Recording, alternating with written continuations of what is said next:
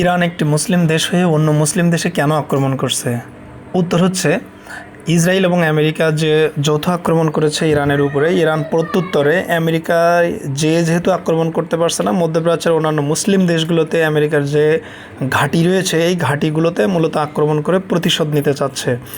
তো আজকে আমরা দেখব কোন কোন দেশে কোন কোন ঘাঁটি রয়েছে। এই ঘাঁটিগুলো তথ্য দেখেন আমরা মূলত দিয়েছি, কোন দেশের নাম এবং কতগুলো ট্রুপস রয়েছে সেটি এই লাল বক্সের ভিতরে উল্লেখ করা রয়েছে।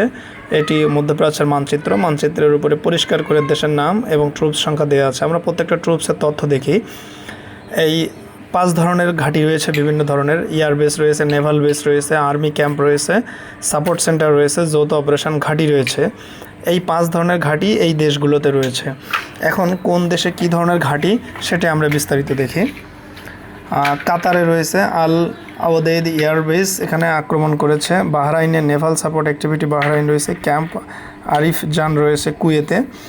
এই 3টা দেশে কোন ধরনের নৌঘাঁটি একটা আছে, মার্কিন সেন্ট্রাল কমান্ড রয়েছে, বৃহৎ বিমান ঘাঁটি রয়েছে, কুয়েতে বিমান ঘাঁটি রয়েছে, এগুলোতে আক্রমণ করেছে। সংযুক্ত আরব আমিরাতে দেখেন, প্রথমটা আছে এটা একটা বিমান ঘাঁটি এয়ারবেস, পরেরটি হচ্ছে এটাও বিমান ঘাঁটি, জর্ডানও বিমান ঘাঁটি। এই 3টা দেশেই মূলত রয়েছে বিমান ঘাঁটি রয়েছে। কী উদ্দেশ্যে প্রত্যেকটি কাজ এখানে উল্লেখ করা রয়েছে,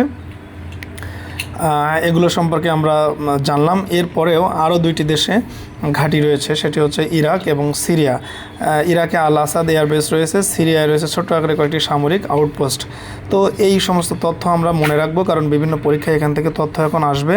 এটা খুবই জরুরি হয়ে গেছে আমাদের এই তথ্যগুলো জানা, যেহেতু একটা বিশ্বযুদ্ধ অনেকটা বলা যায় যে বিশ্বযুদ্ধ বেঁধে গেছে। তো এই তথ্যগুলো আমরা বিভিন্ন পরীক্ষার জন্য মনে রাখার চেষ্টা করব। এরকম আরও ভিডিও পেতে আমাদের সাথেই থাকুন। ধন্যবাদ সবাইকে।